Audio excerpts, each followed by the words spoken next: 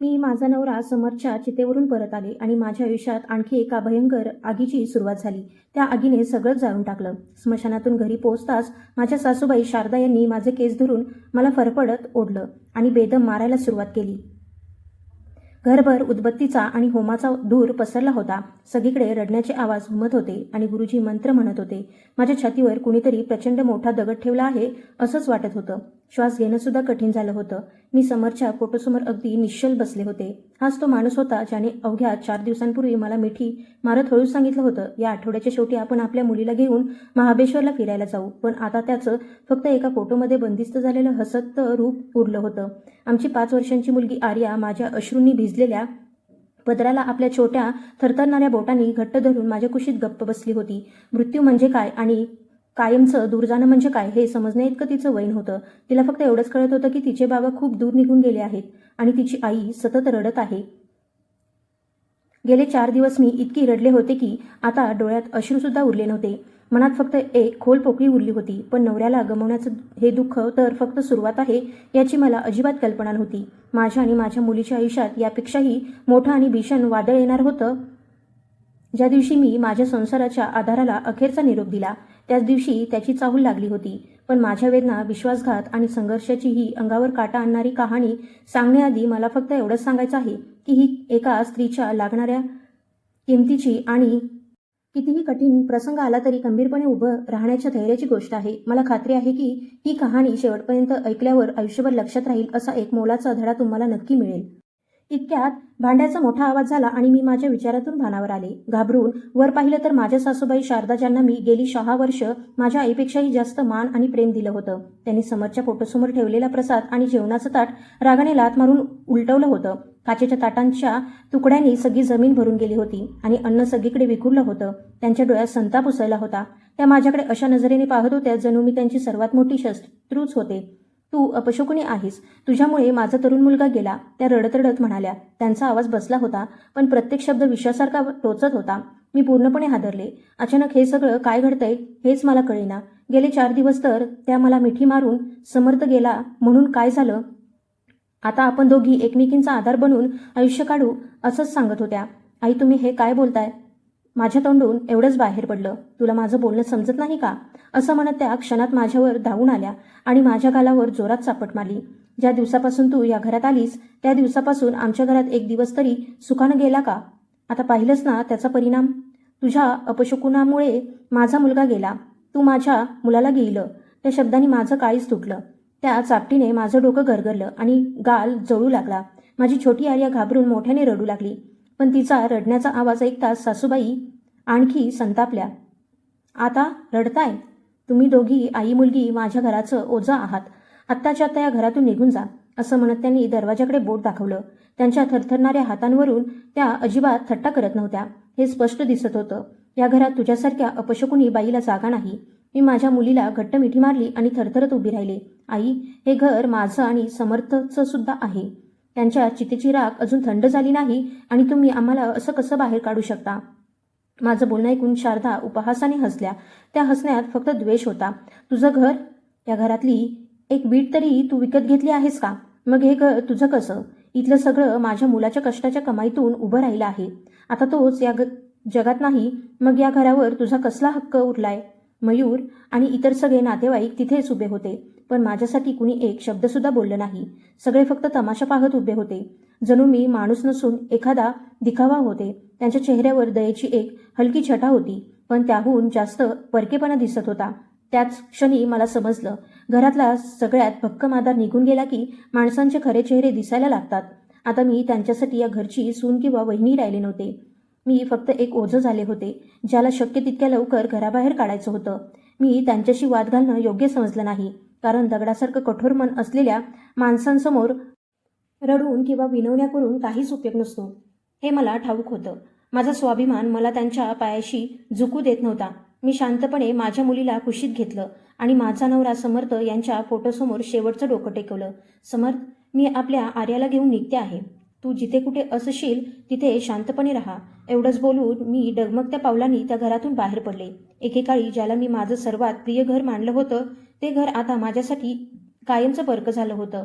मी पुढे चालत असतानाच मागून आवाज आला. सासूबाईंनी कपड्यांनी भरलेली प्लास्टिकची पिशवी माझ्याकडे फेकली. हे घे तुझे जुने फाटके कपडे आणि इथून निघून जा. पुन्हा कधी तुझं तोंड मला दाखवू नकोस. लोखंडी मोठं फाटक बंद झाल्याचा तो कडक आवाज माझ्या कानात असा घुमला जणू कुणीतरी माझ्या आयुष्यावर अखेरचा शिक्कामोर्तब केला होता. त्या क्षणी त्या घराशी जोडलेलं माझं प्रत्येक नातं आणि प्रत्येक भावना कायमची संपली. बाहेर मुंबईच्या रस्त्यांवर रिमझिम पाऊस सुरू झाला होता. सगळीकडे धुसर वातावरण पसरलं होतं. रात्र अधिकच गडद होत चालली होती आणि मी माझ्या मुलीसोबत रस्त्याच्या कडेला पूर्णपणे एकटी उभे होते. आर्या अजूनही रडत होती. आई, आजी एवढ्या वाईट का आहेत? त्यांनी तुम्हाला मारलं का? आपल्याला घराबाहेर का काढलं? तिचं बोलणं ऐकून मी तिच्यासमोर गुडघ्यावर बसले आणि तिला घट्ट मिठी मारली. माझे अश्रू कसेबसे आवरत मी म्हणाले, काही नाही ग बाळा. बाबा गेल्यामुळे आजी खूप दुःखी आहेत, म्हणून त्या रागात आहेत. आता आपल्या दोघींचं छोटंसं जग आहे. सांग, तुला भीती वाटते का? तिने तिचा चेहरा माझ्या छातीवर लपवला आणि हळूच मान हलवत म्हणाली, नाही, तुम्ही माझ्यासोबत आहात ना आई, मग मला कशाचीच भीती वाटत नाही. माझ्या त्या छोट्याशा लेकराचे हे शब्द ऐकून माझ्यात पुन्हा धैर्य जागं झालं. मी अशी खचून चालणार नव्हते, निदान माझ्या मुलीसाठी तरी अजिबात नाही. मी एक निर्णय घेतला. त्या घरात शेवटच्या वेळेस परत जायचं.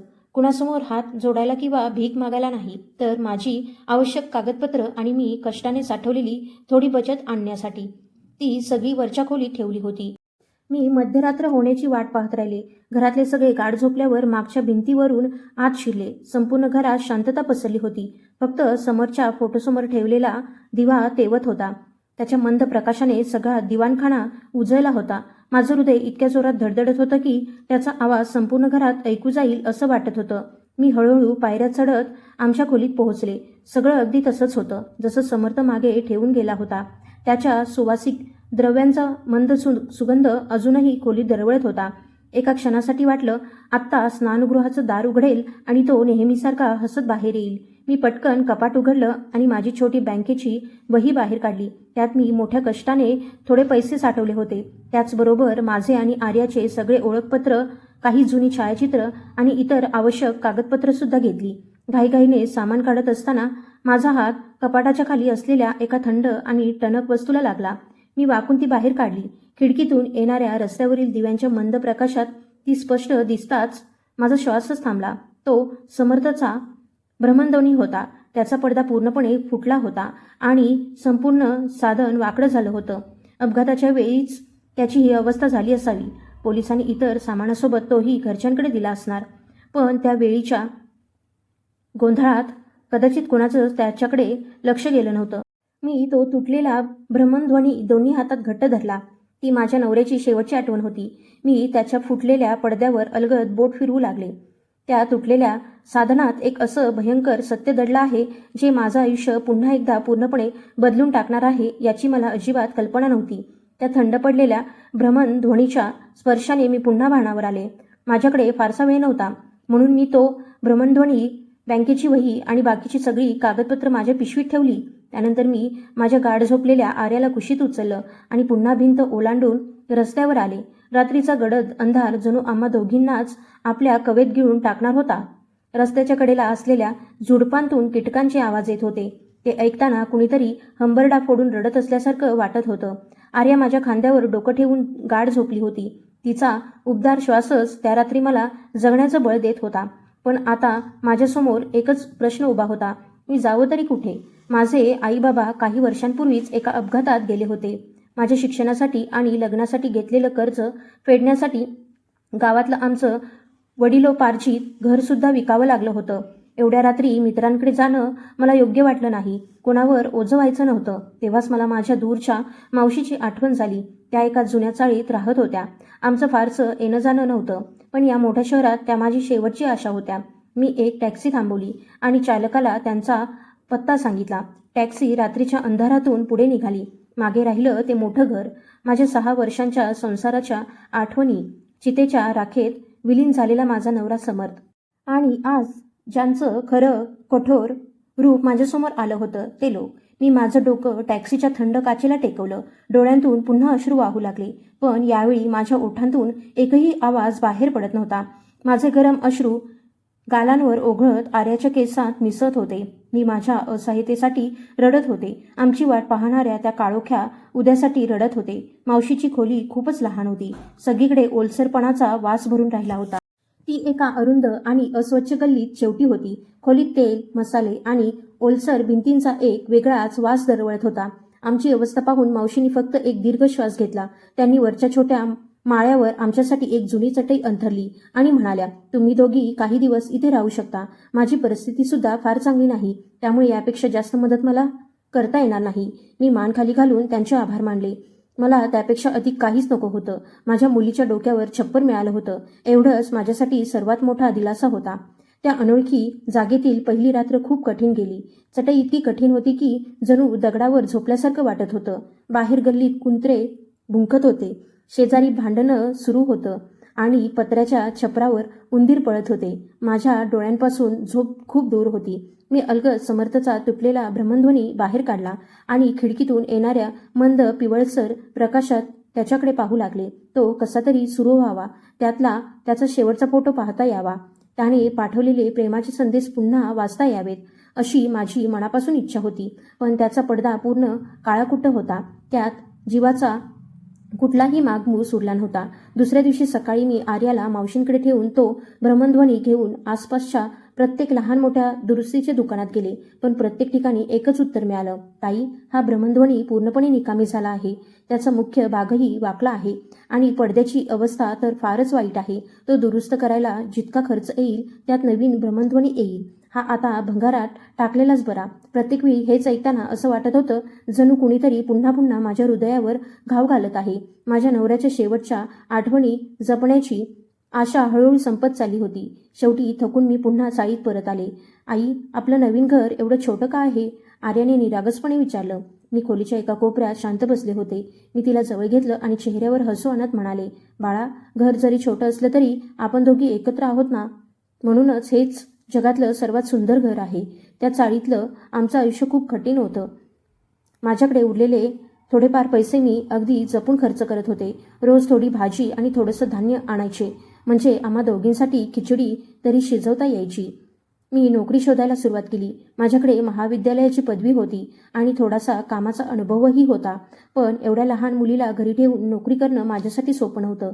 तेव्हाच कुणीतरी मला सांगितलं की याच भागात एक वयोवृद्ध भ्रमणध्वनी दुरुस्त करणारे गृहस्थ राहतात. सगळे त्यांना प्रदीप काका म्हणून ओळखतात. लोक म्हणायचे, पूर्णपणे निकामी झालेला भ्रमणध्वनी पुन्हा सुरू करू शकणारे हात तर जर कुणाचे असतील तर ते फक्त प्रदीप काकांचे. त्या अंधारलेल्या आणि निराशेने भरलेल्या दिवसांत मी एक अतिशय विचित्र आणि अंगावर काटा आणणारी गोष्ट लक्षात घ्यायला लागली. ती चाळ नेहमीच माणसांनी गजबजलेली असायची. सतत कुणी ना कुणी येत जात असायचं. पण एक माणूस असा होता ज्याला पाहताच माझ्या अंगावर सरकन काटा उभा राहायचा. त्या माणसाचं वय साधारण 40 ते 45 वर्षांच्या आसपास असावं.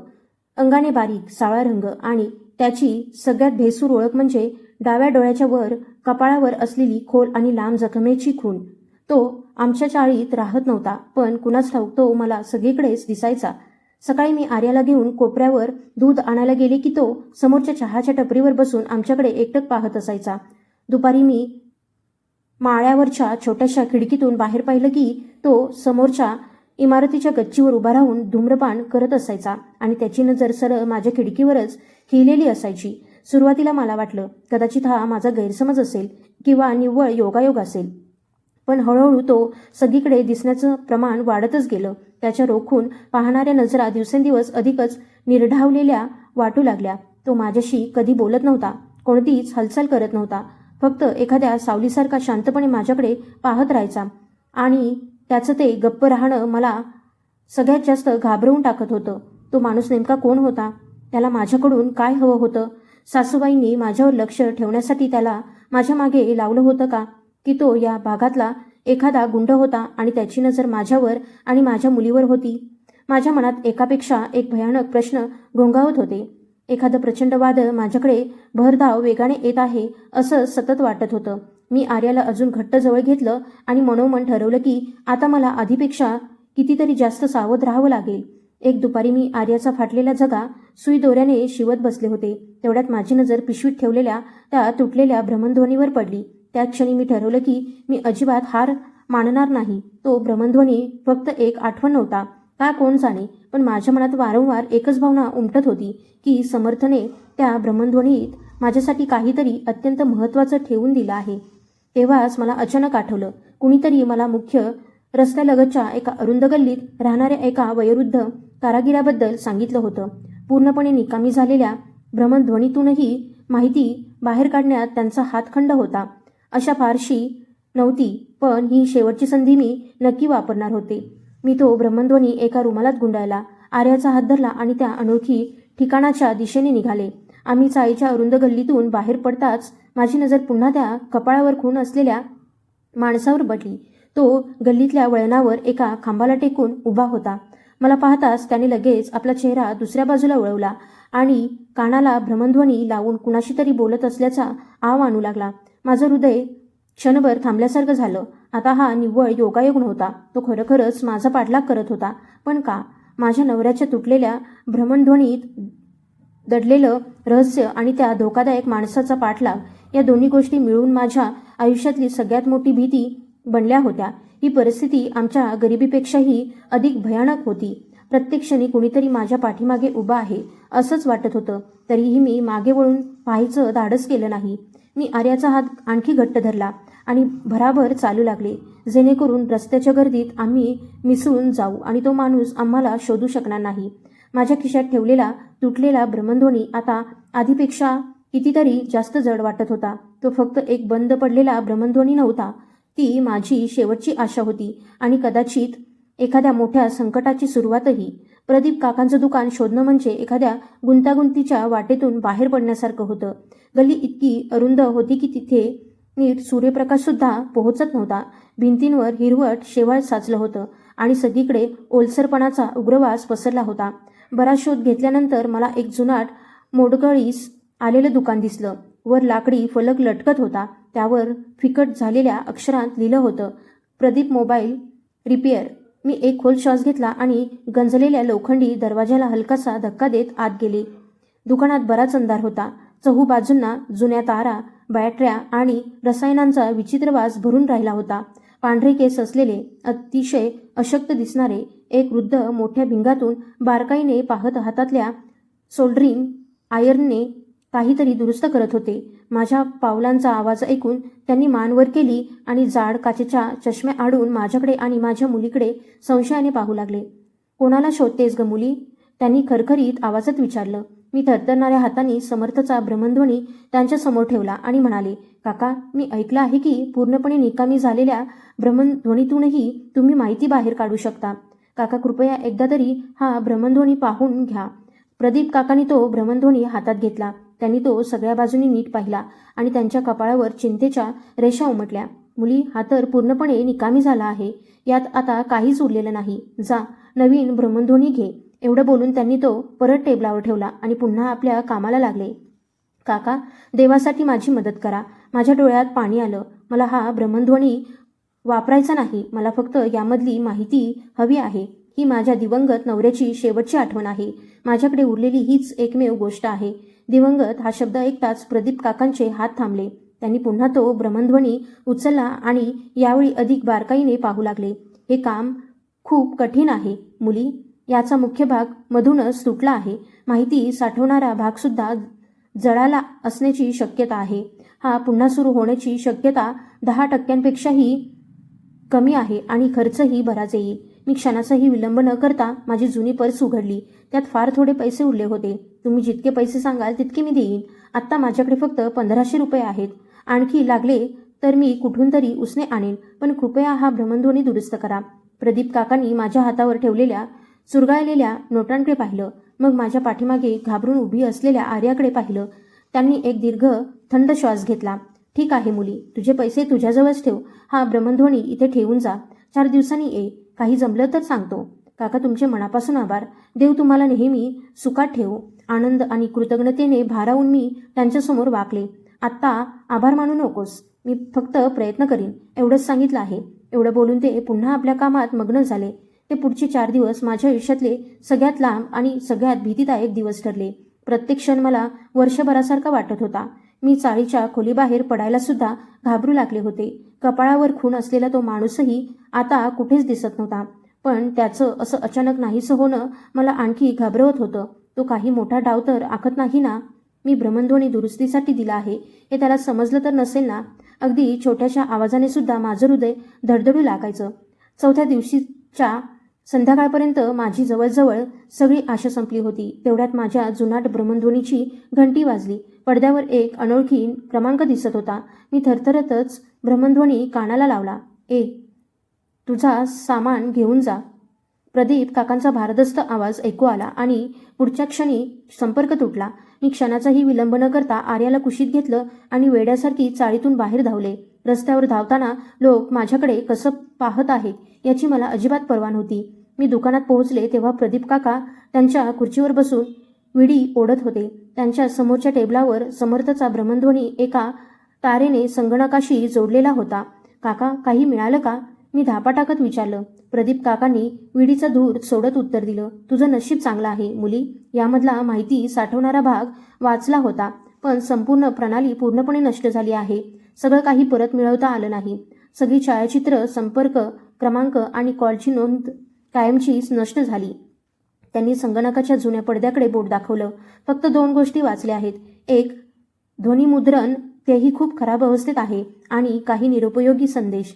तुझ्या नवऱ्याने ते काढून टाकले होते, पण काही कारणाने ते कचरा विभागात शिल्लक राहिले. मी त्या पडद्याकडे पाहिलं. माझ्या मनात एकाच वेळी आशाही होती आणि भीतीही. प्रदीप काकांनी ध्वनिमुद्रण सुरू केलं. ध्वनिवर्धकातून इतका मोठा घरघर आवाज आला की कान बधीर झाले. जणू एखादा जुना नभोवाणी संच बिघडला होता. पण त्या आवाजाच्या गोंधळात मला एक ओळखीचा स्वर ऐकू आला. तो आवाज जो ऐकण्यासाठी मी कित्येक दिवस आसुसले होते, तो समर्थचा आवाज होता. त्याच्या बोलण्यातली घाई आणि भीती स्पष्ट जाणवत होती. गोदाम 19, शुक्रवारच्या आधी काम पूर्ण. आणि तेवढ्यात ध्वनिमुद्रण अचानक थांबलं. गोदाम 19, शुक्रवार या शब्दांचा नेमका अर्थ काय होता? त्यानंतर प्रदीप काकांनी दुसरी संचिका उघडली आणि म्हणाले, हे ते निरुपयोगी संदेश, बहुतेक कर्ज, जाहिराती आणि इतर नेहमीचे संदेश आहेत. पण यांच्यामध्ये एक असा संदेश आहे ज्यात एकही शब्द नाही. फक्त अंकांची खूप मोठी मालिका आहे. त्यांनी चष्मा नीट करत माझ्याकडे पाहिलं आणि म्हणाले, मी हे तपासलं आहे मुली. हे साधे अंक नाहीत. हे जागेचं अचूक स्थान दाखवणारे निर्देशांक आहेत. ही जागा भिवंडी औद्योगिक परिसराच्या आसपासची आहे. प्रदीप काकांचं बोलणं ऐकताच मी अक्षरशः स्तब्ध झाले. पडद्यावर चमकणारे ते अंक आणि अर्धवट ध्वनिमुद्रण मी नुसती पाहत राहिले. एक गूढ गोदाम आणि एक स्थानदर्शक निर्देशांक, या दोन्ही गोष्टींनी माझ्या एकाही प्रश्नाचं उत्तर दिलं नाही. उलट हजारो नवे आणि अधिक भयानक प्रश्न माझ्यासमोर उभे केले. आजही तो क्षण आठवला की असं वाटतं जणू दाट काळोखात खूप दूर एखादी क्षीण प्रकाशरेषा दिसली होती. तो प्रकाश खूपच मंद होता, पण त्याने इतकं मात्र स्पष्ट केलं होतं की माझ्या नवऱ्याचा मृत्यू साधा अपघात नव्हता. कुठेतरी एखादं मोठं सत्य दडलेलं होतं आणि आता ते हळूहळू बाहेर यायला धडपडत होतं. मी प्रदीप काकांना सगळी माहिती एका स्मृती साठवणीत उतरवून द्यायला सांगितलं. मी त्यांना आग्रहाने पैसे द्यायचा प्रयत्न केला, पण त्यांनी माझा हात अलगद मागे केला. हे पैसे तुझ्या मुलीच्या दुधासाठी जपून ठेव. समज या म्हाताऱ्याच्या हातूनही एक चांगलं काम झालं. माझे डोळे भरून आले. त्यांनी मला मनापासून आशीर्वाद दिला आणि दुकानातून बाहेर पडले. आता माझ्या मनात भीती उरली नव्हती. तिच्या जागी एक शांत पण ठाम निर्धार जन्माला आला होता. समर्थाचा मृत्यू निव्वळ अपघात नव्हता. तो एखाद्या प्रचंड खोल आणि धोकादायक जाळ्यात अडकला होता आणि हे छोटे छोटे धागे मला त्या जाळ्याच्या मुळापर्यंत घेऊन जाणार होते. मी ती काळी स्मृती साठवणी माझ्या मुठीत जणू दगदगत्या निखाऱ्यासारखी जाणवत होती. मला थेट चाळीत परत जायची हिंमत होत नव्हती. कपाळावर जखमेची खून असलेल्या त्या माणसाची भीती अजूनही माझ्या मनातून गेली नव्हती. म्हणून मी आर्याला कुशीत घेतलं आणि जवळच्या एका छोट्याशा उद्यानात गेले. तिथे वडाच्या जुन्या झाडाखाली असलेल्या बाकावर जाऊन बसले. आर्या माझ्या मांडीवर डोकं ठेवून गाढ झोपली होती. तिचा निरागस चेहरा जगातल्या प्रत्येक वाईट गोष्टीपासून पूर्णपणे अनभिज्ञ होता. मी तिच्या केसांवरून प्रेमाने हात फिरवला आणि विचारांच्या गर्देत हरवून गेले. गोदाम 19, शुक्रवार आणि भिवंडीतील ती जागा, या सगळ्याचा समर्थच्या मृत्यूशी नेमका काय संबंध होता?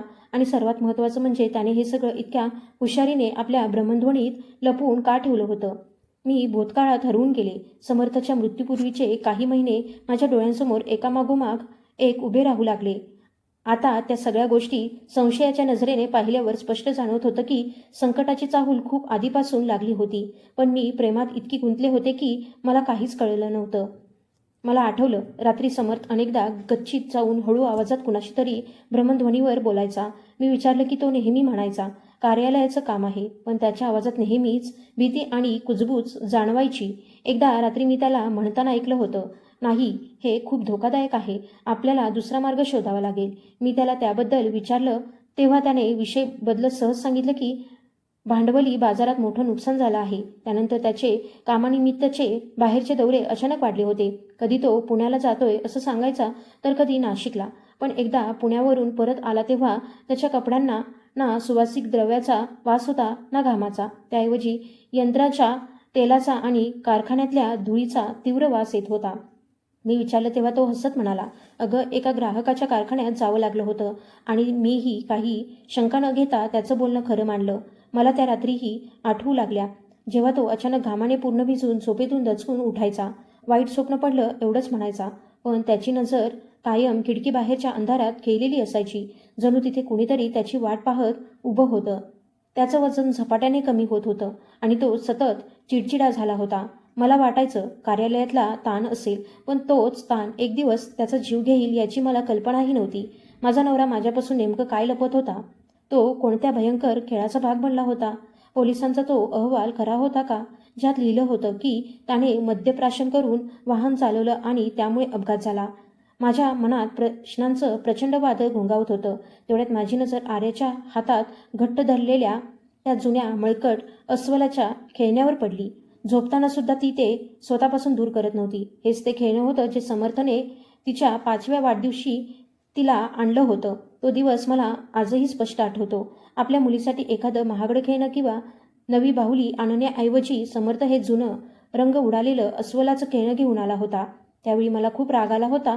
मला वाटलं होतं, आपण इतके हतबल चालू आहोत का की आपल्या मुलीला जुनं खेळणं द्यावं लागतंय? पण समर्थ फक्त हसला. तो आर्याजवळ गेला आणि अतिशय गंभीर आवाजात म्हणाला, बाळा, हे साधं खेळणं नाही, हा तर एक खजिना आहे. तू मला एक वचन द्यायचं आहे. हे खेळणं तू नेहमी स्वतःजवळ ठेवशील, कुणालाही याच्याशी खेळू देणार नाहीस आणि ते कधीच हरवू देणार नाहीस. आर्याने लगेच हसत मान हलवली आणि आपल्या बोबड्या बोलण्यात म्हणाली, मी याचं नाव खजिना ठेवणार बाबा, खजिना. त्यावेळी मी त्या बोलण्याकडे अजिबात लक्ष दिलं नव्हतं, पण आता ध्वनिमुद्रणातला गोदाम 19 हा शब्द आणि आर्याचं तेच खेळणं माझ्या मनात पुन्हा पुन्हा उमटत होतं. आर्या बोलायला शिकत होती तेव्हा तिला 19 हा शब्द नीट उच्चारता येत नव्हता. कधी ती वेगळाच उच्चार करायची, तर कधी तिच्या बोबड्या बोलण्यात तो खजिन्यासारखा ऐकू यायचा. माझ्या अंगावर अक्षरशः शहारा आला. खरंच असं असू शकतं का? गोदाम 19 खजिना? कुठे असं तर नाही ना की समर्थने खरे पुरावे आपल्या भ्रमणध्वनीत नाही तर आपल्या मुलीच्या या छोट्याशा खेळण्यामध्ये लपून ठेवले आहेत? सर्वात सुरक्षित जागा म्हणजे आई मुलीचं प्रेम. हाच त्याने आपला गुप्त ठेवा बनवला होता का? मी क्षणात बाकावरून उठून उभी राहिले. हे ऐकायला जरी वेडेपणासारखं वाटत असलं तरी तेच खरं असण्याची शक्यता होती. मला लगेच घरी जाऊन हे पाहायलाच हवं होतं. पण त्या क्षणी मनात आणखी एक भीती उभी राहिली. जर खरंच त्या खेळण्यात काही पुरावा लपवलेला असेल, तर अशी कोणती गोष्ट होती ज्यासाठी समर्थचा जीव घेतला गेला? आणि जे लोक इतके दिवस माझा पाठलाग करत होते, त्यांना या खेळण्याबद्दलही माहिती असेल का? मी जवळजवळ धावतच चाळीकडे निघाले. त्या दिवशी तो रस्ता मला नेहमीपेक्षा खूपच लांब आणि भीतीदायक वाटत होता. चाळीची अरुंद गल्ली एखाद्या भुकेल्या अजगराच्या उघड्या तोंडासारखी भासत होती, जणू आम्हा दोघींना गिळून टाकण्याचीच वाट पाहत होती. थापा टाकत मी आमच्या खोलीपाशी पोहोचले आणि आत शिरताच लगेच दोन्ही कड्या लावून घेतल्या. दरवाजा बंद झाल्याचा आवाज ऐकून काही क्षणांसाठीच खोटी सुरक्षितता वाटली. आर्यासुद्धा जागी झाली होती. ती आश्चर्याने माझ्याकडे पाहत म्हणाली, आई, आपण घरी आलो का? मी तिच्या डोक्यावरून हात फिरवत म्हणाले, हो ग बाळा, इथे शांत बस. आईला थोडंसं काम आहे. मी तिला चटईवर बसवलं आणि माझी नजर सरळ त्या खेळण्यावर जाऊन थांबली. ते उशीजवळ पडलेलं होतं. मी थरथरणाऱ्या हाताने ते उचललं. बाहेरून पाहिलं तर ते अगदी साधं खेळणंच वाटत होतं. मी ते सगळीकडून नीट चाचपडून पाहू लागले. कुठे एखादी साखळी, बटन किंवा शिवणीत काही वेगळं दिसतंय का हे पाहिलं, पण काहीच सापडलं नाही. सगळीकडून ते अगदी व्यवस्थित शिवलेलं होतं. माझा संशय चुकीचा ठरला का? भीतीमुळे मी उगाचच कल्पना करत होते का? हळूहळू मनात निराशा दाटू लागली. तेवढ्यात खेळण्याच्या डाव्या बाजूला पोटाजवळ माझ्या बोटांना काहीतरी वेगळं जाणवलं. त्या भागाची शिवण बाकीच्या ठिकाणांपेक्षा जाड आणि खडबडीत होती. जणू कुणीतरी घाईघाईने ती पुन्हा हाताने शिवली होती. माझं हृदय इतक्या जोरात धडधडत होतं की ते छातीतून बाहेर पडेल असं वाटत होतं. मी लगेच पिशवी उघडली आणि त्यातून छोटी कात्री बाहेर काढली. माझे हात इतके थरथरत होते की धाग्यावर कात्री ठेवणंसुद्धा कठीण जात होतं. आपल्या मुलीचं खेळणं कापताना मला खूप वाईट वाटत होतं, पण माझ्याकडे दुसरा कोणताही मार्ग नव्हता. मी एक एक टाका सावधपणे कापायला सुरुवात केली. कापड उघडताच आतली पांढरी भर दिसू लागली. मी अलगद हात आत घातला आणि चाचपडू लागले. तेवढ्यात माझ्या बोटांना एका कठीण चौकोनी वस्तूचा स्पर्श झाला. ती एका छोट्या प्लास्टिकच्या पिशवीत गुंडाळलेली होती. मी श्वास रोखून ती बाहेर काढली. ती काळ्या रंगाची अंगठ्या एवढी लहान स्मृती साठवणी होती. माझा मेंदू क्षणभर पूर्णपणे शून्य झाला. माझा संशय खरा ठरला होता. समर्थने आपलं सर्वात मोठं गुपित याच्यामध्ये लपून ठेवलं होतं. आनंद आणि भीती या दोन्ही भावना एकाच वेळी माझ्या अंगातून उसळून गेल्या. माझ्या हातात अशी एक गोष्ट होती जी कदाचित माझ्या नवऱ्याच्या मृत्यूमागचं संपूर्ण सत्य जगासमोर आणू शकत होती. मी अजून त्या स्मृती साठवणीकडे पाहतच होते. तेवढ्या दरवाजावर जोरजोरात ठोके पडू लागले. जणू कुणीतरी तो फाडूनच आत येणार होतं. मी प्रचंड घाबरले. क्षणाचाही विलंब न करता मी ती स्मृती साठवणी आणि फाटलेलं खेळणं उशीखाली लपवलं. आर्या भीतीने मोठ्याने रडू लागली. दार उघड, दार उघड. चेटकीन बाहेरून आलेला आवाज ऐकताच माझ्या अंगातलं रक्त गोठल्यासारखं झालं. हा तर सासूबाईंचा आवाज होता. पण त्यांना इथला पत्ता कसा मिळाला आणि त्या नेमक्या याच वेळी इथे कशा आल्या? दार उघडलं नाहीच तर मी ते फोडून टाकीन. बाहेरून मयूरचा संतापलेला आवाज घुमला. मी आर्याला घट्ट मिठी मारली आणि खोलीच्या एका कोपऱ्यात जाऊन बसले. मला खात्री होती जर मी दार उघडलं तर हे लोक मला जिवंत सोडणार नाहीत. फोड ते दार, आत्ताच फोड. सासूबाई कडाडून ओरडल्या आणि पुढच्या क्षणी एक प्रचंड मोठा आवाज झाला. दाराजवळच्या छोट्याशा काचेच्या चौकटीवर मयूरने विटेचा जोरदार घाव घातला. काच फुटताच त्याने हात आत घालून कडी उघडली. दारू जोरात उघडलं आणि सासूबाई व मयूर भुकेल्या लांडग्यासारखे खोलीत घुसले. कुठे आहे ती? कुठे लपवलंस तू? सासूबाईंनी माझे केस घट्ट पकडले आणि माझं डोकं मागे ओढलं. काढ ती वस्तू आणि लगेच माझ्या हातात दे. मी वेदनेने तडफडत म्हणाले. आई, तुम्ही काय बोलताय? नाटक करू नकोस. मयूर लालबुंद डोळ्यांनी संपूर्ण खोलीची उलथापालथ करू लागला. समर्थने एखादी वही, कागदपत्र किंवा काही पुरावा ठेवला असेल तर लगेच दे. नाहीतर आज तू आणि तुझी मुलगी दोघीही जिवंत राहणार नाही. त्या क्षणी मला सगळं स्पष्ट समजलं. हे लोक मला किंवा आपल्या नातीला परत घेऊन जाण्यासाठी आले नव्हते. समर्थने माझ्यासाठी मागे ठेवलेला पुरावा मिळवण्यासाठीच ते इथे आले होते. मयूर खोलीतलं सगळं सामान इकडे तिकडे फेकू लागला. दोघांनीही माझ्यावर पूर्णपणे वर्चस्व मिळवलं होतं आणि मला वाटू लागलं की आजची रात्र कदाचित माझ्या आयुष्यातील शेवटची रात्र ठरेल. तेवढ्यात दारात एक उंच धिप्पाड सावली येऊन उभी राहिली. बाहेरून येणारा सगळा प्रकाश तिच्यामुळे अडला. सासूबाई आणि मयूर दोघेही क्षणात थांबले आणि मागे वळून पाहू लागले. तोच माणूस होता. कपाळावर खोल जखमेची खूण असलेला, तोच गूढ आणि धोकादायक माणूस. तो काहीही न बोलता दारात शांतपणे उभा होता, जणू एखादी सावलीच. त्याच्या बर्फासारख्या थंड नजरा संपूर्ण खोलीत फिरल्या आणि शेवटी माझ्यावर येऊन स्थिरावल्या. त्याच्या चेहऱ्यावर कोणतीच भावना नव्हती, पण तो फक्त तिथे उभा राहिला तरी खोलीत इतकी भयंकर शांतता आणि भीती पसरली की सासूबाईंच्या चेहऱ्यावरचाही रंग उडाला. तू तू कोण आहेस? मयूरचा आवाज भीतीने थरथरत होता. त्या माणसाने काहीच उत्तर दिलं नाही. तो हळूहळू खोलीत आला. त्याची नजर उशीखालून डोकावणाऱ्या फाटलेल्या खेळण्यावर गेली. मग त्याने सासूबाईंकडे पाहिलं आणि आपल्या भारदस्त खरखरीत आवाजात म्हणाला, ती वस्तू तुमची नाही. शांतपणे इथून निघून जा. सासूबाई आणि मयूर एकमेकांकडे पाहू लागले.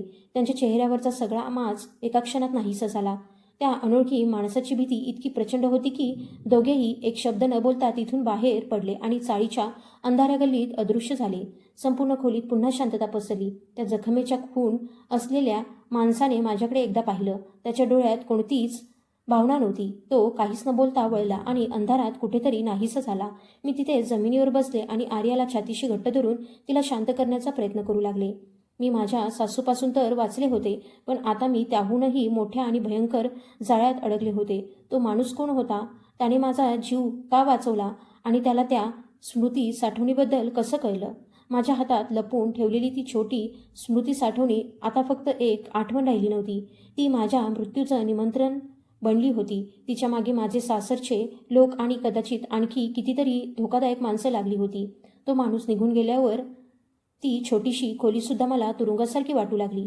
आता इथे एक क्षणही थांबणं धोक्याचं होतं. पण मध्यरात्री माझ्या लेकराला घेऊन मी जाणार तरी कुठे? माझ्या सगळ्या आशा संपत आल्या होत्या. थोड्यात अचानक माझ्या डोळ्यांसमोर एक चेहरा विजेसारखा चमकून गेला. मोठ्या मिशा, रुबाबदार व्यक्तिमत्व आणि डोळ्यात कायम प्रामाणिकपणा. अभिजित काका. ते माझ्या बाबांचे जिवलग मित्र होते आणि पोलीस खात्यात अत्यंत धाडसी अधिकारी म्हणून त्यांची ओळख होती. बाबा गेल्यानंतरची सगळी जबाबदारी त्यांनीच सांभाळली होती. माझ्या डोक्यावर हात ठेवून ते म्हणाले होते, बाळा, आयुष्यात कधीही अडचण आली तर या अभिजित काकांची आठवण काढ. तू माझ्यासाठी मुलीसारखीच आहेस. इतकी वर्ष मी त्यांना कधी त्रास दिला नव्हता, पण आज त्यांच्याशिवाय माझ्याकडे दुसरा कोणताही मार्ग उरला नव्हता. या रक्तरंजित खेळातून मला बाहेर काढू शकणारे तेच एकमेव माणूस होते. मी माझ्या भ्रमणध्वनीवरून त्यांना संपर्क केला नाही, कारण माझा भ्रमणध्वनी कुणीतरी पाहत आहे अशी मला पूर्ण खात्री होती. मी रात्रीचे 2 वाजेपर्यंत वाट पाहिली. चाळ पूर्णपणे शांत झाल्यावर मी घाईघाईने एका जुन्या पिशवीत काही कपडे, बँकेची वही आणि आवश्यक कागदपत्र ठेवली. त्यानंतर ती छोटी स्मृती साठवणी पुन्हा आर्याच्या खेळण्यामध्ये ठेवली आणि सुईदोऱ्याने हलकंसं शिवून टाकलं. आर्याला झोप येतच खांद्यावर उचललं आणि चोरट्या पावलांनी खोलीबाहेर पडले. रात्रीची थंड हवा आणि कुत्र्यांच्या भुंकण्याचे आवाज माझी भीती आणखी वाढवत होते. कुणाचं लक्ष जाऊ नये म्हणून मी भिंतीला लागून सावकाश चालत होते. गलीच्या बाहेर येताच मी एक टॅक्सी थांबवली आणि चालकाला अभिजित काकांच्या घराचा पत्ता सांगितला. त्यांचं घर शहराच्या दुसऱ्या टोकाला असलेल्या पोलीस वसाहतीत होतं. संपूर्ण प्रवासभर मी वारंवार मागे वळून पाहत होते. कुणी आमच्या टॅक्सीचा पाठलाग तर करत नाही ना, याची मी सतत खात्री करत होते. काही वेळाने टॅक्सी अभिजित काकांच्या घरासमोर येऊन थांबली. मी थरथरणाऱ्या हाताने दाराची घंटी वाजवली. थोड्याच वेळात दार उघडलं. समोर अभिजित काका उभे होते. निवृत्तीनंतरही त्यांची शरीरयष्टी पूर्वीसारखीच ताठ आणि मजबूत होती. फक्त केस पांढरे झाले होते. मला त्या अवस्थेत पाहताच ते प्रचंड हादरले. स्वरा, बाळा, तू यावेळी? त्यांनी क्षणाचाही विलंब न करता मला आत बोलावलं. माझ्या हातातली पिशवी घेतली आणि आम्हाला घरात घेऊन गेले. त्यांची पत्नी सुशीला काकूसुद्धा जाग्या झाल्या होत्या. आर्याला पाहताच त्यांच्या डोळ्यात पाणी आलं. देवा रे, एवढ्याशा लेकराची ही काय अवस्था झाली आहे. त्यांनी आर्याला अलगद कुशीत घेतलं आणि तिला आत झोपवायला घेऊन गेल्या. अभिजित काकांनी माझ्या हातात कोमट पाण्याचा ग्लास दिला. त्यांच्या आवाजात एका पोलीस अधिकाऱ्याचा कणखरपणा होता, पण त्याचबरोबर वडिलांच्या मायेची उबही होती. आता शांतपणे बस आणि सुरुवातीपासून शेवटपर्यंत सगळं सांग. एकही गोष्ट लपवू नकोस. कोमट पाणी प्यायल्यावर मला थोडं धैर्य आलं. मग मी रडत रडत त्यांना सगळं सांगितलं. समर्थचा मृत्यू, सासूचा छळ, तुटलेला भ्रमणध्वनी, स्थानदर्शक निर्देशांक, कपाळावर जखमेची खून असलेला माणूस आणि ती छोटी स्मृती साठवणी. अभिजित काका मध्ये एकदाही न थांबवता सगळं शांतपणे ऐकत राहिले. मी बोलत गेले तसं त्यांच्या चेहऱ्यावरचं गांभीर्य वाढत गेलं. अनुभवी पोलीस अधिकाऱ्याप्रमाणे त्यांचं मन प्रत्येक धागा जोडत होतं. माझं बोलणं संपल्यावर त्यांनी एक दीर्घ श्वास घेतला आणि म्हणाले, स्वरा, मला आधीपासूनच वाटत होतं की समर्थचा मृत्यू साधा अपघात नाही. हे प्रकरण खूप खोल आहे आणि तितकंच धोकादायकही. या सगळ्या खेळाची खरी किल्ली म्हणजे ही स्मृती साठवणी. मग त्यांनी माझ्या डोळ्यात पाहत ठाम आवाजात सांगितलं, सर्वात आधी तुला आणि मुलीला सुरक्षित ठिकाणी पोहोचवणं गरजेचं आहे. शहराबाहेर माझं एक जुनं शेतघर आहे. त्याबद्दल कुणालाही माहिती नाही. तुम्ही दोघी तिथे राहा, बाकीचं मी पाहतो. त्यांचं बोलणं ऐकताच माझ्या छातीतलं ओझं हलकं झाल्यासारखं वाटलं. अनेक दिवसांनी पहिल्यांदाच मला जाणवलं की या लढाईत मी आता एकटी उरलेली नाही. आम्ही त्याच रात्री त्यांच्या शेतघराकडे निघालो. त्यांची गाडी आम्हाला मुंबईच्या गजबजाटापासून खूप दूर एका शांत आणि निर्जन भागात घेऊन गेली. दाट झाडीत वसलेलं ते शेतघर एखाद्या आलिशान वास्तूसारखं नव्हतं, पण माझ्यासाठी तेच जगातलं सर्वात सुरक्षित ठिकाण होतं. अभिजित काका म्हणाले, तुम्ही दोघी आता इथे निवांत राहा. सुशीलाने इथे धान्य आणि लागणारं सगळं सामान आधीच ठेवून दिलं आहे. त्यानंतर त्यांनी त्यांचा जुना पण अत्यंत सुरक्षित आणि आधुनिक संगणक बाहेर काढला आणि म्हणाले, आता वेळ आली आहे समर्थने स्वतःचा जीव पणाला लावून नेमकं काय जपलं ते पाहण्याची. मी थरथरणाऱ्या हातांनी ती काळी स्मृती साठवणी संगणकाला जोडली. पडद्यावर फक्त एकच संचिका दिसली. तिचं नाव फक्त अंकांमध्ये होतं. मी ती उघडली. आत असंख्य तक्ते, सांकेतिक शब्दांनी बंद केलेल्या संचिका आणि काही ध्वनिमुद्रण होती. अभिजित काकांनी चष्मा नीट केला आणि म्हणाले, समर्थ खूप हुशार होता. त्याने प्रत्येक संचिकेला सांकेतिक शब्द लावून ठेवला आहे. तुला काही अंदाज आहे का तो कोणता असू शकतो? मी हळूच म्हणाले. कदाचित आर्याची जन्मतारीख. त्यांनी ती टाकली, पण ती चुकीची ठरली. मग मी आमच्या लग्नाचा दिवस सांगितला. तोही चालला नाही. आम्ही समर्थच्या गाडीचा क्रमांक, त्याचा आवडता रंग आणि अजून कितीतरी गोष्टी वापरून पाहिल्या, पण एकही सांकेतिक शब्द जुळला नाही. आम्ही दोघंही निराश झालो. तेवढ्यात अभिजित काका शांतपणे म्हणाले, माणूस बहुतेक वेळा तोच सांकेतिक शब्द ठेवतो जो त्याच्या मनाच्या सर्वात जवळचा असतो. विचार कर, तुझ्या आणि समर्थच्या आयुष्यातला सर्वात खास क्षण कोणता होता? किंवा तो नेहमी कोणतं वाक्य म्हणायचा? मी डोळे मिटले. आमच्या 6 वर्षांच्या संसाराचा सगळा प्रवास माझ्या डोळ्यांसमोर तरळून गेला. आणि अचानक मला तो दिवस आठवला. आमची पहिली भेट महाबळेश्वरमध्ये झाली होती. मुसळधार पाऊस पडत होता. माझी बस निघून गेली होती आणि मी बस स्थानकावर एकटी रडत उभी होते. तेव्हा समर्थ माझ्याजवळ आला. त्याने आपली छत्री माझ्यावर धरली, हसत माझ्याकडे पाहिलं आणि म्हणाला, ऊन असो वा सावली, सगळं निघून जातं. मी लगेच डोळे उघडले आणि म्हणाली, काका, एकदा ऊन असो वा सावली हेच सांकेतिक शब्द म्हणून वापरून पहा. अभिजित काकांनी तो इंग्रजीत टाईप केला आणि पुढच्या क्षणी हलकासा आवाज झाला. संचिका उघडली होती. आमच्या दोघांच्या चेहऱ्यावर आनंद उमटला, पण तो आनंद फार काळ टिकला नाही. आम्ही एकामागोमाग एक संचिका उघडू लागलो आणि आमच्या पायाखालची जमीनच सरकली. त्या संचिकांमध्ये एका प्रचंड मोठ्या आणि धोकादायक गुन्हेगारी जाळ्याचं काळं सत्य दडलं होतं. तक्त्यांमध्ये कोणताही उद्योग संस्थेचा हिशोब नव्हता.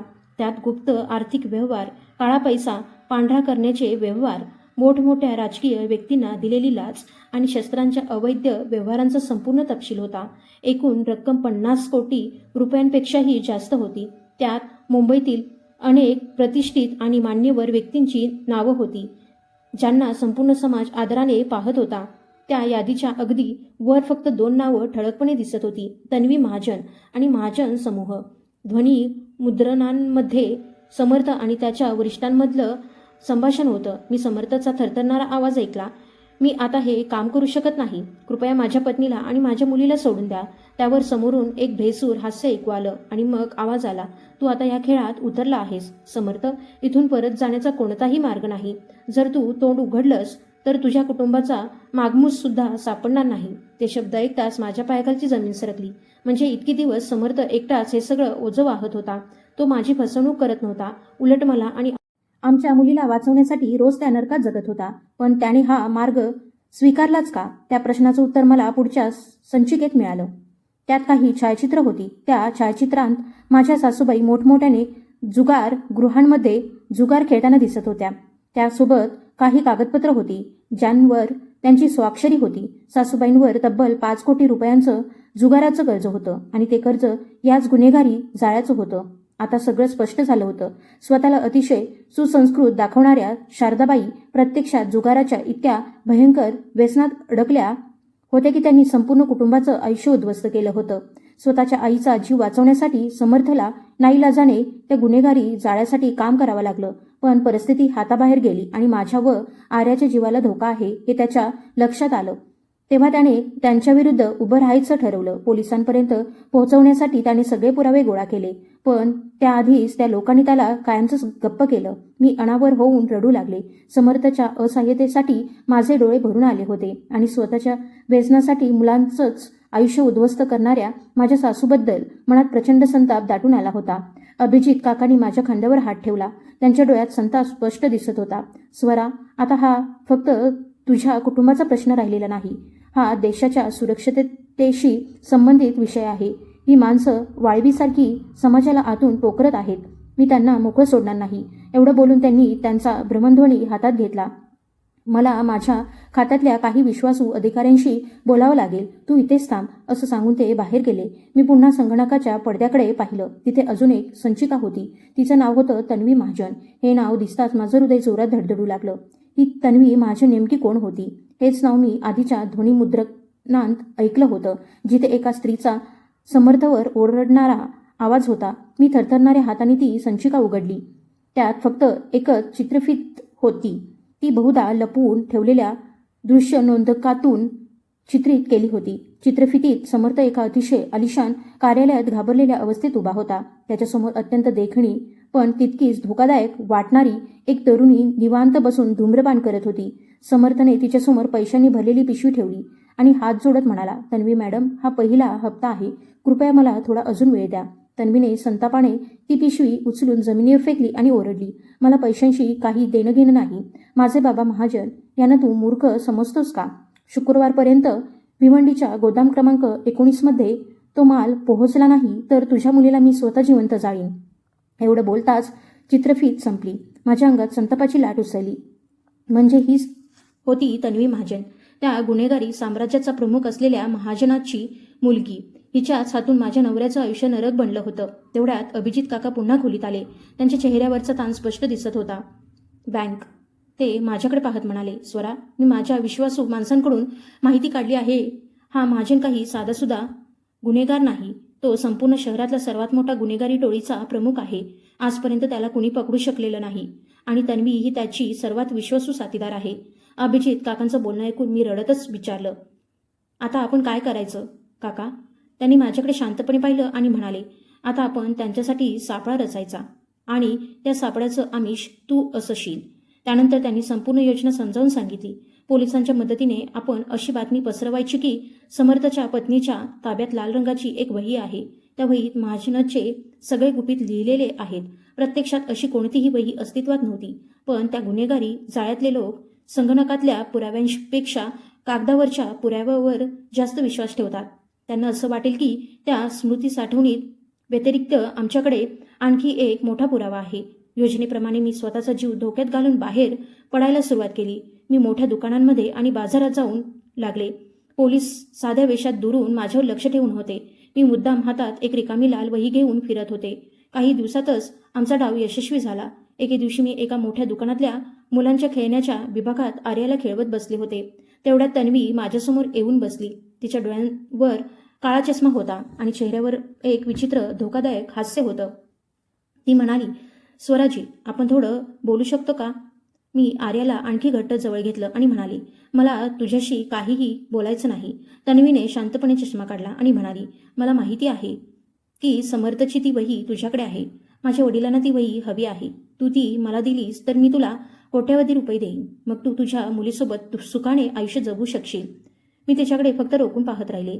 मग मी विचारलं, तू त्या वहीमागे एवढी का लागली आहेस? माझा प्रश्न ऐकताच तिच्या चेहऱ्यावर एकाच वेळी वेदना आणि द्वेष उमटला. ती माझ्याजवळ झुकली आणि हळू आवाजात म्हणाली, कारण मला सुद्धा माझ्या वडिलांचा नाश करायचा आहे. मी पूर्णपणे थक्क झाले. एखादी मुलगी स्वतःच्या वडिलांचा नाश का करेल? तन्वी कटू हसली आणि म्हणाली, तुला वाटत असेल की गुन्हेगारी टोळीच्या प्रमुखाची मुलगी म्हणून मी खूप सुखी आहे, पण खरं सांगायचं तर माझे वडील राक्षस आहेत. त्यांनी मला माणूस म्हणून कधी जगूच दिलं नाही. त्यांना मला त्यांच्या घाणेरड्या व्यवहारांची वारसदार बनवायचं आहे. समर्थ हा माझ्या वडिलांनी संपवलेला पहिला माणूस नव्हता. मला या दलदलीतून बाहेर पडायचं आहे. तू मला ती वही दे. मी स्वतः ती पोलिसांकडे देईन आणि माझ्या वडिलांना तुरुंगात पाठवीन. तिचं सगळं बोलणं ऐकल्यावरही माझा तिच्यावर अजिबात विश्वास बसला नाही. हे एखादं नवीन कारस्थानही असू शकत होतं. मी स्पष्ट शब्दात नकार दिला. मी तुला काहीही देणार नाही. माझं उत्तर ऐकताच तिचा चेहरा संतापाने लाल झाला. ती फक्त एवढंच म्हणाली, याची किंमत तुला फार महागात मोजावी लागेल स्वरा. आणि ते बोलून ती तिथून निघून गेली. मी ताबडतोब शेतघरात परत आले आणि अभिजित काकांना सगळी हकीकत सांगितली. ते म्हणाले, ही तन्वीची नवी खेळी आहे. तिला ती वही मिळवून स्वतःच त्या गुन्हेगारी जाळ्याची प्रमुख व्हायचं आहे. तेवढ्यात अभिजित काकांच्या गुप्त भ्रमणध्वनीवर एक संदेश आला. संभाषण संपताच त्यांच्या चेहऱ्यावरचा रंग उडाला. त्यांनी माझ्याकडे पाहत गंभीर आवाजात सांगितलं, स्वरा, तुझ्या सासूबाई सध्या पोलीस ठाण्याबाहेर उभ्या आहेत. त्या रडत आहेत आणि तुला भेटायची विनंती करत आहेत. महाजनच्या माणसांनी त्यांना जीवे मारण्याची धमकी दिली आहे. अभिजित काकांनी मला तिथे जाण्यास स्पष्ट मनाई केली होती, पण माझ्या मनाला सतत वाटत होतं की सासूबाईंकडे नक्कीच एखादा मोठा धागा आहे. अखेर कडक पोलीस बंदोबस्तात शहरातील एका जुन्या शिवमंदिरात माझी आणि सासूबाईंची भेट घडवून आणण्यात आली. त्यांना पाहताच मी स्तब्ध झाले. त्यांचे केस पूर्ण विस्कटले होते, कपडे फाटले होते आणि त्यांची अवस्था एखाद्या निराधार स्त्रीसारखी झाली होती. मला पाहताच त्या थेट माझ्या पायांवर कोसळल्या आणि अनावर रडू लागल्या. मला माफ कर माझ्या लेकरा. माझ्या लोभामुळे माझ्या मुलाचा जीव गेला. रडत रडत त्यांनी असं एक गुपित सांगितलं की माझ्या पायाखालची जमीनच सरकली. महाजनने मुद्दाम मला जुगाराचं व्यसन लावलं, कारण त्याला तुझ्या बाबांचा सूट घ्यायचा होता. तुझे बाबा पोलीस खात्यात असताना त्यांनी अनेक वर्षांपूर्वी त्याचा कोट्यावधी रुपयांचा माल जप्त केला होता. हे सगळं त्याचं वैराचं फळ आहे. समर्थ तर फक्त एक प्यादं ठरला. त्यांच्या तोंडून हे शब्द ऐकून मला स्वतःच्या कानांवरच विश्वास बसत नव्हता. सासूबाईंनी त्यांच्या फाटलेल्या कपड्यांतून एक छोटी गंजलेली किल्ली बाहेर काढली. त्या थरथरत्या आवाजात म्हणाल्या, समर्थने मरण्याआधी ही किल्ली माझ्याकडे दिली होती. तो म्हणाला होता, यात सगळे खरे पुरावे आहेत, पण मी घाबरले. मी त्यालाच हाकलून दिलं. ही बँकेच्या तिजोरीची किल्ली आहे. यावर 19 क्रमांक आहे. तेवढ्यात अभिजित काका धावतच आत आले. स्वरा, आपल्याला लगेच निघावं लागेल. महाजनची माणसं मंदिराकडे येत आहेत. आम्ही क्षणाचाही विलंब न करता तिथून बाहेर पडलो. आता ती किल्ली आणि भ्रमणध्वनीत मिळालेली जागा या दोन्ही गोष्टींचा अर्थ हळूहळू स्पष्ट होऊ लागला होता. आम्ही सरळ त्या बँकेत पोहोचलो आणि तिजोरी क्रमांक 19 उघडली. पण आत पैसे नव्हते, कागदपत्रही नव्हती. तिथे फक्त आर्याच्या खेळण्यासारखंच एक पिवळसर अस्वलाचं खेळणं ठेवलेलं होतं. मी क्षणाचाही विचार न करता ते फाडलं, पण त्याच्या आत काहीच नव्हतं, फक्त भरलेला कापूस होता. अभिजित काकांनी कपाळावर हात मारला. हे तर पूर्ण रिकामं आहे. त्याच क्षणी माझ्या डोक्यात एक विचार विजेसारखा चमकला. समर्थने मला नाही तर आपल्या शत्रूंनाच फसवलं होतं. बँकेतलं खेळणं फक्त सगळ्यांचं लक्ष दुसरीकडे वळवण्यासाठी होतं. खरं रहस्य तर मी लगेच आर्याच्या हातातून तिचं खेळणं घेतलं आणि ते मधून फाडलं. कापसाच्या अगदी मध्यभागी काळ्या रंगाची खरी चामड्याची वही लपवून ठेवलेली होती. समर्थने स्मृती साठवणी आणि ही वही दोन्ही आपल्या मुलीच्या खेळण्यातच दडवून ठेवल्या होत्या. त्या वहीत महाजनच्या प्रत्येक खुनाचा, प्रत्येक व्यवहाराचा आणि प्रत्येक गुन्ह्याचा हाताने लिहिलेला संपूर्ण हिशोब होता. आता त्याला कायद्याच्या कठोर शिक्षेपर्यंत पोहोचवण्यासाठी आमच्याकडे पुरेसा पुरावा होता. आम्ही शेवटची चाल खेळायचं ठरवलं. मी तन्वी महाजनला संदेश पाठवला की ती वही माझ्याकडे आहे आणि मी ती रात्री 10 वाजता भिवंडीच्या गोदाम क्रमांक 19 मध्ये तिच्या ताब्यात देईन. त्या रात्री काळोख दाटला होता. भिवंडीच्या त्या मोडगळीस आलेल्या गोदामात चहूकडे बेसूर शांतता पसरली होती. मी हातात एक रिकामी पिशवी घेऊन तिथे उभी होते. अभिजित काका आणि शस्त्रसज्ज पोलीस अंधारात वेगवेगळ्या ठिकाणी दबा धरून बसले होते. तेवढ्यात लाल रंगाची एक भरधाव मोटार येऊन थांबली. तन्वी खाली उतरली. तिच्या चेहऱ्यावर प्रचंड संताप होता आणि हातात पिस्तूल होतं. वही काढ आणि माझ्या ताब्यात दे, असं म्हणत तिने बंदूक थेट माझ्यावर रोखली. मी पिशवी तिच्या दिशेने पुढे केली आणि त्याच क्षणी चहूबाजूनी प्रखर दिवे उजळले. ध्वनी वर्धकावरून आवाज घुमला, शस्त्र खाली टाका, तुम्ही चारही बाजूनी वेढले गेले आहात. तन्वीच्या चेहऱ्यावरचा रंग क्षणात उडाला. एक पोलीस तिच्यापर्यंत पोहोचण्याआधीच एक भीषण प्रसंग घडला. गोदामाची भिंत फोडत एक काळी मोटार आत घुसली. त्यातून कपाळावर जखमेची खून असलेला तो माणूस आणि त्याच्यासोबत अनेक गुंड खाली उतरले. खाली उतरताच त्यांनी गोळीबार सुरू केला. पोलीस आणि महाजनांच्या माणसांमध्ये जोरदार चकमक सुरू झाली. दारुगोळाचा वास आणि गोळ्यांचे आवाज यामुळे संपूर्ण गोदाम हादरत असल्यासारखं वाटत होतं. तेवढ्यात माझ्या लक्षात आलं की तो जखमेची खून असलेला माणूस तन्वीला वाचवण्यासाठी आलेला नव्हता. त्याने आपलं पिस्तूल थेट तिच्या छातीवर रोखलं आणि थंड आवाजात म्हणाला, महाजन साहेबांनी सांगितलं आहे, विश्वासघात करणाऱ्यांसाठी त्यांच्यासाठी जागा नाही. स्वतःचं रहस्य लपवण्यासाठी एका बापाने स्वतःच्या मुलीच्याच मृत्यूचा आदेश दिला होता. पुढच्या क्षणी गोळी झाडली गेली आणि तन्वी महाजन रक्ताच्या थारोळ्यात कोसळली. पोलिसांनी तात्काळ त्या जखमेची खून असलेल्या माणसाला आणि त्याच्या साथीदारांना ठार केलं. तन्वी अखेरची श्वास घेत होती. मी धावत तिच्याजवळ गेले. तिने रक्ताची उबळ आवरत माझ्या कानाशी हळू आवाजात कुजबुजली, महाजन टिंबर्स, जुनी आरा गिरणी, तो तिथेच आहे. एवढं बोलून तिचे डोळे कायमचे उघडे राहिले. त्याच रात्री पोलिसांनी महाजन टिंबर्स नावाच्या बंद पडलेल्या आरा गिरणीवर धाड टाकली. शहरातला सर्वात मोठा गुन्हेगारी टोळीचा प्रमुख महाजन तिथल्या एका तळघरात लपून बसलेला सापडला. वहीतल्या पुराव्यांमुळे आणि पोलिसांच्या धाडीमुळे त्यांचं संपूर्ण गुन्हेगारी साम्राज्य एका रात्रीत कोसळलं. त्याला आणि त्याच्या संपूर्ण टोळीला अटक करण्यात आली. सासूबाईंनाही पुरावे लपवण्याच्या गुन्ह्यात शिक्षा झाली. मात्र त्यांनी दिलेल्या कबुलीमुळे त्यांची शिक्षा काही प्रमाणात कमी झाली. ती रात्र खूप लांब होती आणि रक्ताने माखलेलीही होती. पण दुसऱ्या दिवशी सकाळी सूर्य उगवला तेव्हा असं वाटलं की माझ्या आयुष्यातला सगळा अंधार कायमचा दूर झाला आहे. काही दिवसांनी सगळं शांत झाल्यावर अभिजित काका माझ्याकडे आले. त्यांनी माझ्या हातात एक छोटी स्मृती साठवणी दिली आणि म्हणाले, पोलिसांनी समर्थच्या खात्यातून हा चित्रदृश्य संच मिळवला आहे, तो तू नक्की पाहायला हवा. मी तो संगणकावर सुरू केला. पडद्यावर समर्थचा चेहरा दिसत होता. त्याच्या डोळ्यात थकवा होता, पण त्याचबरोबर अपार प्रेमही स्पष्ट दिसत होतं. तो हळू आवाजात म्हणाला, स्वरा, मला माफ कर. मी तुला खूप खोटं सांगितलं. आपला संसार प्रेमाने नाही तर आईच्या कर्जाच्या बदल्यात झालेल्या एका व्यवहारातून सुरू झाला होता. पण हळूहळू मला तुझ्यावर मनापासून प्रेम जडलं. मला फक्त तुला आणि आपल्या आर्याला या दलदलीतून बाहेर काढायचं होतं. जर तू हा चित्रदृश्य संच पाहत असशील तर कदाचित मी या जगात नसेन. मी परदेशातल्या एका बँक खात्यात माझ्या प्रामाणिक कष्टाची कमाई ठेवली आहे. त्याचा सांकेतिक शब्द तोच आहे, ऊन असो वा सावली. आपल्या मुलीची काळजी घे आणि नव्याने आयुष्य सुरू कर. मला माफ कर. माझं तुझ्यावर खूप प्रेम आहे. मी पडद्याला बिलगून अनावर रडू लागले. माझ्या नवऱ्याने मला कधीच फसवलं नव्हतं. उलट स्वतःचा जीव देऊन त्याने मला आणि आमच्या मुलीला नव्यानं जगण्याची संधी दिली होती. 1 वर्षानंतर आर्या समुद्रकिनाऱ्यावर खेळत आनंदाने ओरडली, आई बघ ना, मी किती सुंदर वाळूचा किल्ला बनवला आहे. मी पुस्तकातून नजर वर केली आणि हसले. गोव्याच्या शांत समुद्रकिनाऱ्यावर समुद्राची थंडगार झुळूक माझ्या चेहऱ्यावर अलगद फिरत होती. समर्थने मागे ठेवलेल्या पैशांतून मी फक्त माझं आयुष्य बदललं नाही, तर नवी सुरुवात नावाची एक संस्था सुरू केली. घरगुती अत्याचार किंवा गुन्हेगारी जाळ्यात अडकलेल्या महिलांना मदत करणं हेच त्या संस्थेचं ध्येय होतं. त्याचं छोट्याशा शहरात मी पुस्तकांचं एक छोटंसं दुकानही सुरू केलं. समुद्राच्या लाटा माझ्या पायांना स्पर्श करून पुन्हा मागे जात होत्या. आयुष्यही समुद्रासारखंच असतं. कधी त्यात अशी वादळं येतात की सगळंच उद्ध्वस्त करून टाकतात. पण माणूस जर धैर्याने उभा राहिला तर प्रत्येक वादळानंतर त्याच्या वाट्याला एक सुंदर, शांत आणि आशेने भरलेली सकाळ नक्कीच येते. मी एक खोल श्वास घेतला आणि आर्याला मिठी मारण्यासाठी तिच्याकडे चालू लागले. आमची नवी पहाट अखेर उजाडली होती. मित्रांनो, या कथेतून आपल्याला एक महत्त्वाचा धडा मिळतो. लोभ आणि चुकीचा मार्ग शेवटी माणसाला विनाशाकडेच घेऊन जातो. पण सत्य, धैर्य आणि संयम यांच्या बळावर कितीही मोठ्या संकटावर मात करता येते. परिस्थिती कितीही कठीण असली तरी जो माणूस सत्याची साथ सोडत नाही, विजय शेवटी त्याचाच होतो. ही कथा तुम्ही कोणत्या शहरातून ऐकत आहात ते आम्हाला नक्की कळवा. कथा आवडली असेल तर तिला पसंती द्या, इतरांपर्यंत पोहोचवा आणि आपल्या मित्रमंडळींसोबत शेअर करा. अशाच नव्या कथा ऐकण्यासाठी आमच्या माध्यमाशी जोडलेले रहा. तुमचा प्रेमळ प्रतिसाद आणि पाठिंबा आम्हाला अशाच अर्थपूर्ण कथा तुमच्यापर्यंत आणण्याची प्रेरणा देत राहील.